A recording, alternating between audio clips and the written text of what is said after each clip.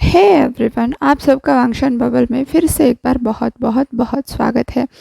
Guys guys guys, एक बहुत बड़ा ब्लंडर हो गया है। असासिन ब्रदर, ये जानी बुक वॉटपैड से डिलीट हो गई है।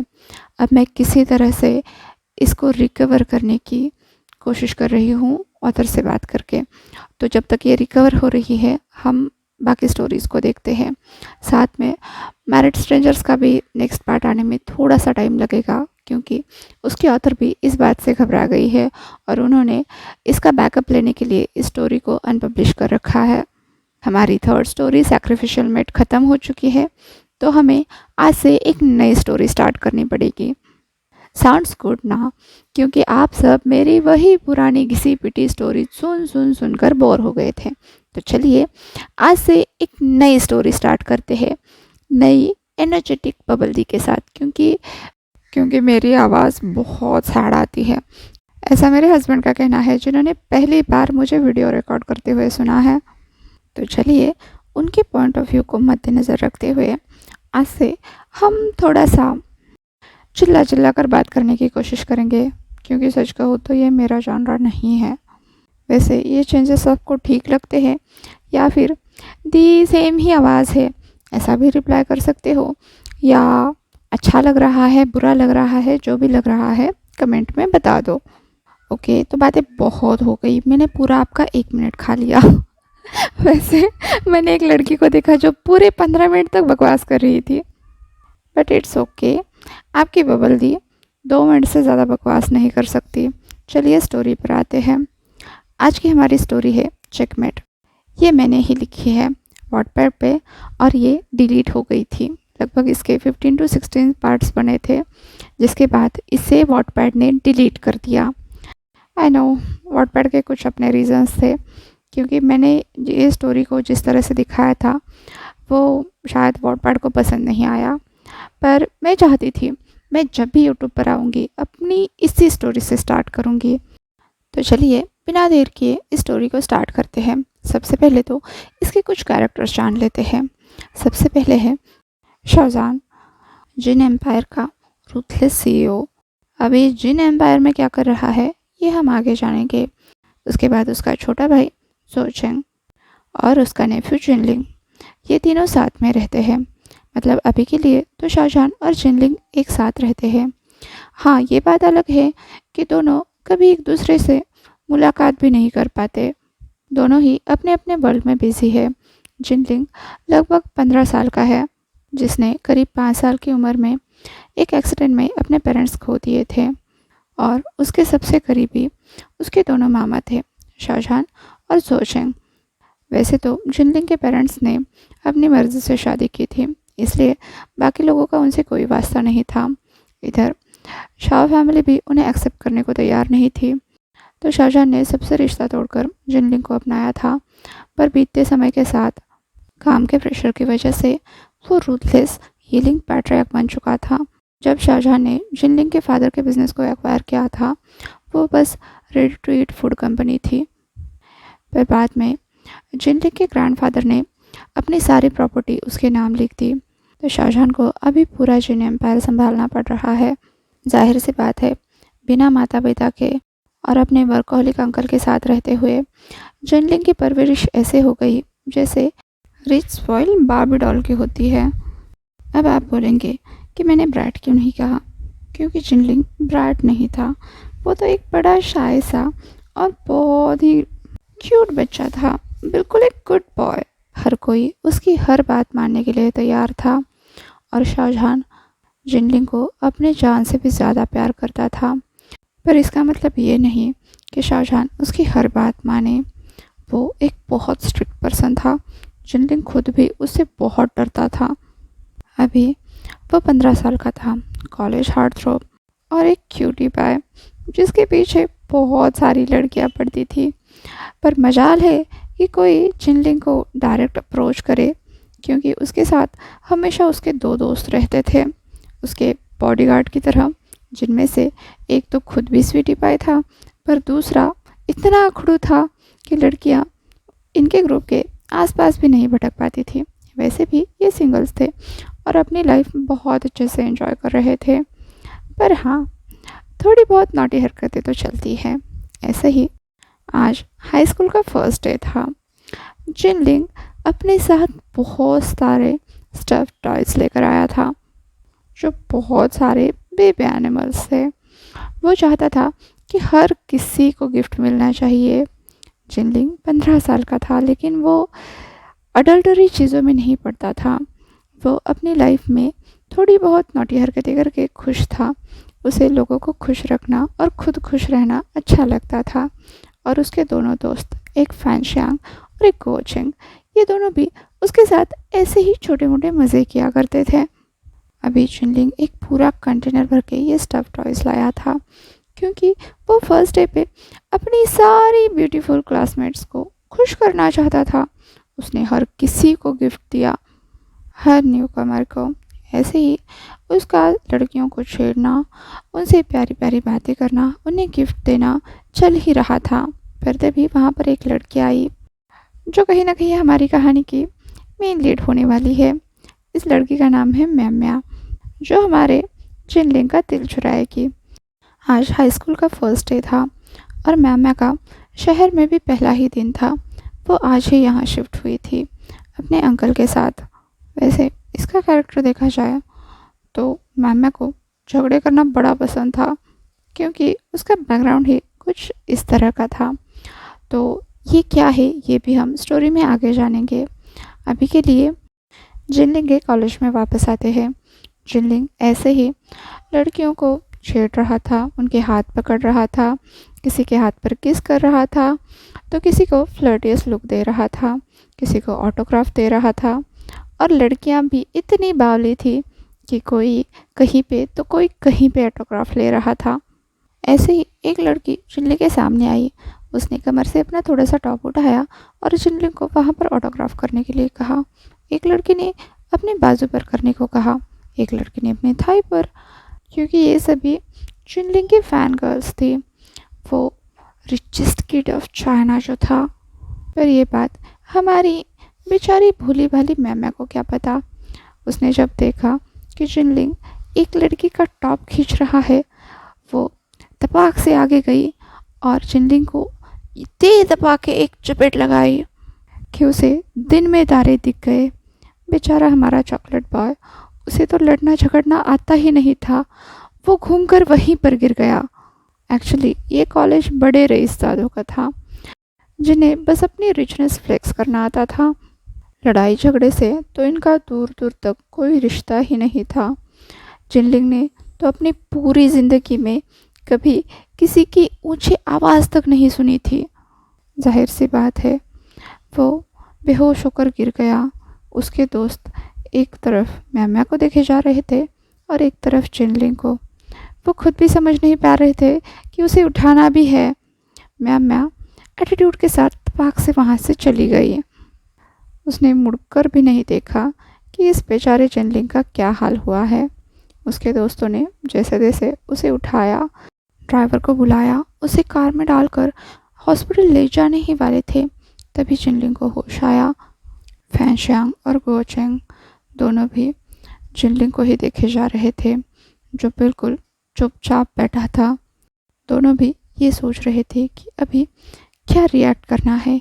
एक लड़की ने जिनलिंग को थप्पड़ मारा है, पता नहीं जिनलिंग खुद इस पर कैसा रिएक्ट करेगा। कुछ टाइम ऐसा ही बीत गया और अचानक से जिनलिंग चिल्लाया, आई वॉन्ट दैट गर्ल! ये मेरा पहला प्यार है और मैं उसी से शादी करूँगा।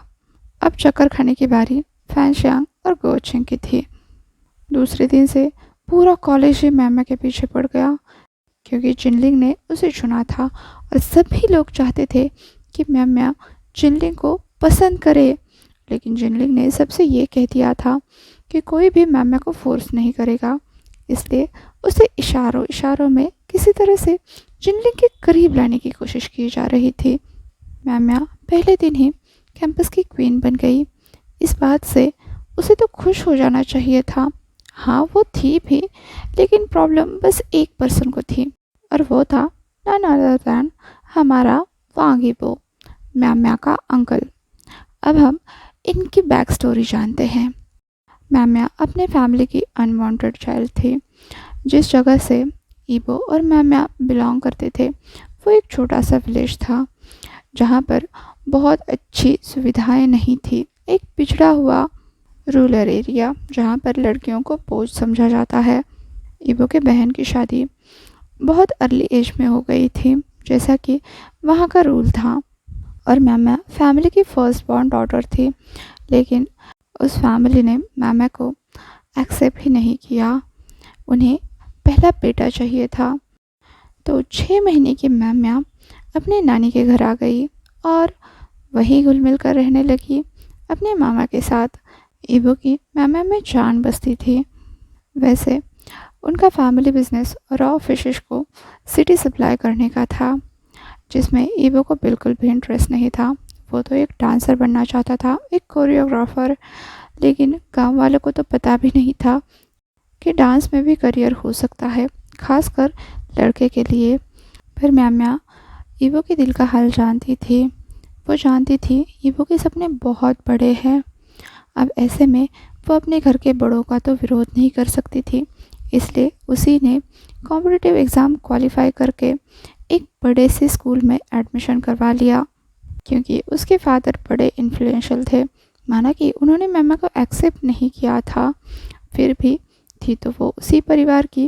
वो अपने नाना को भी इजीली चुका लेती थी। तो एज अ गार्डियन वो अपने मामा को अपने साथ ले गई और उनको भी अपने ही स्कूल में as a dance teacher interview देने के लिए भी फोर्स किया। ईबो ये इंटरव्यू बहुत इजीली क्वालिफाई कर गया। तो अब वो और मैम्या दोनों भी उसी स्कूल में आते थे।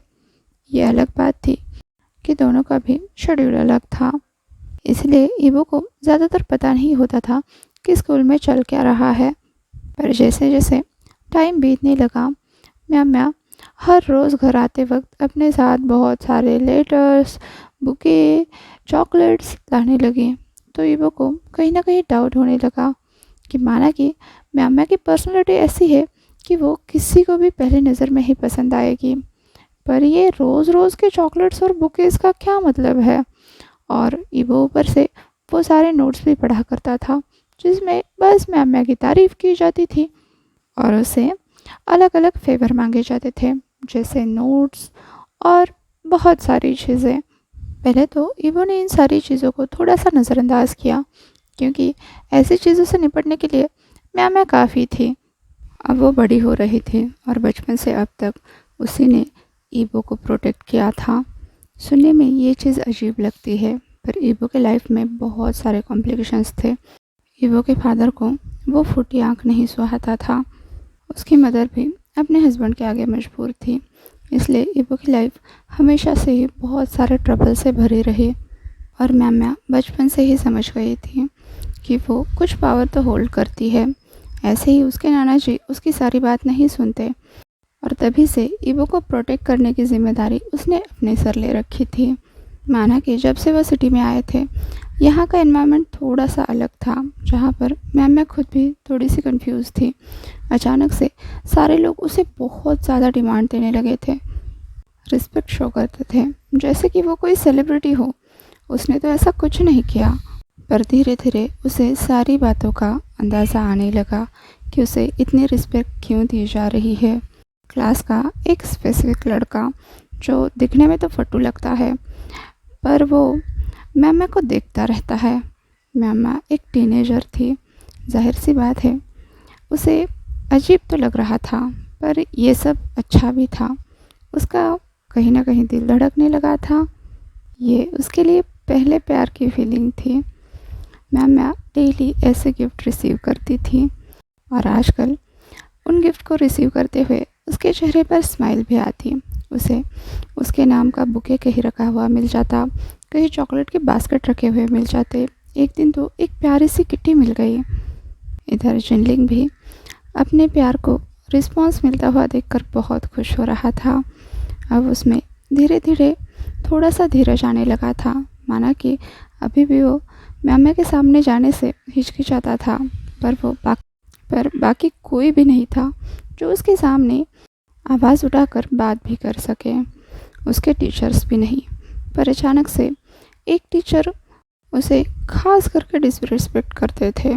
हमेशा उसे कुछ ना कुछ ताने जैसा दिया करते थे। जिनलिंग को ये लैंग्वेज समझ तो नहीं आ रही थी, पर उनका जो जेस्चर था उसे देखकर ही जिनलिंग को अजीब लगता था।